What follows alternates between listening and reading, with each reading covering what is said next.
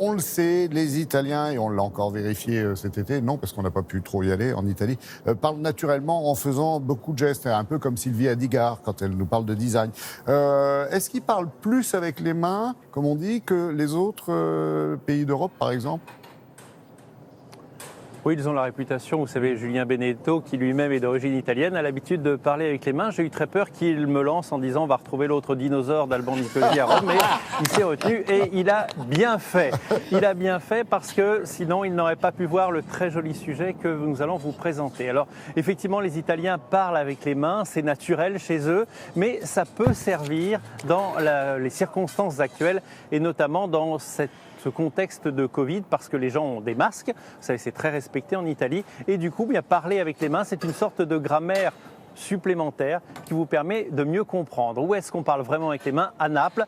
Alors, nous avons offert un billet de train en seconde classe à nos stagiaires Cloris Plogart et Louise Gressier, et elles sont allées voir à Naples comment on parle avec les mains.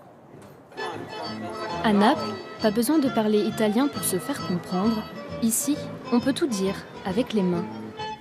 Par ici, par là, viens, où vas-tu ? Mais qu'est-ce que tu fais ? Qu'est-ce que tu veux manger ? Tu es fou ! C'est au cœur de ces ruelles et sur ces balcons que le parler populaire italien est né. Depuis l'épidémie de Covid-19, le port du masque s'est généralisé, mais les Napolitains ont le secret pour ne pas perdre le fil de la discussion.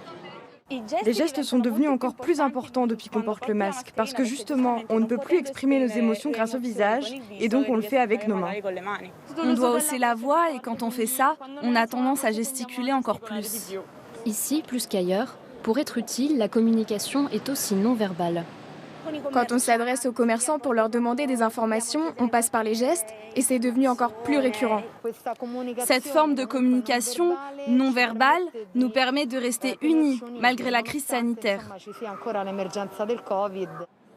Jusqu'à peu, les Italiens se prenaient dans les bras, s'embrassaient pour se saluer. C'est terminé. Claudio Nobili est l'auteur d'un dictionnaire des gestes. Il a observé une nouvelle manière de se dire bonjour.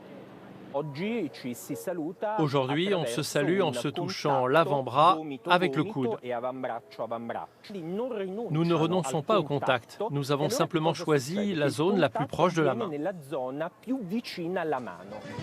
Un geste devenu universel avec la pandémie. Sur ces images, on voit que même les chefs d'État ont modifié leur comportement. Ouais, donc Alban, de plus en plus de gestes assez spécifiques. Il faudrait presque un dictionnaire, non ? Et il existe. Il y a plein de dictionnaires en Italie qui sont des dictionnaires suppléments avec les gestes. Alors, on estime qu'il y a 250 gestes signifiés en Italie. Alors, il y en a évidemment des très connus. Il y en a qui sont évidents en traduction, puis il y en a qui sont plus compliqués. Tenez, celui-ci, par exemple, ça, c'est un mensonge ou pas. Vous le verrez bien. D'accord. Bon, bah écoutez, dites-nous tout la prochaine fois. Merci beaucoup, Alban. Est-ce que je vous dis la vérité ? Alors, Ouais, je vous dis la Faut pas se vérité. tromper, hein. Ça, c'est effectivement le geste du mensonge. D'accord, super. Bonne journée.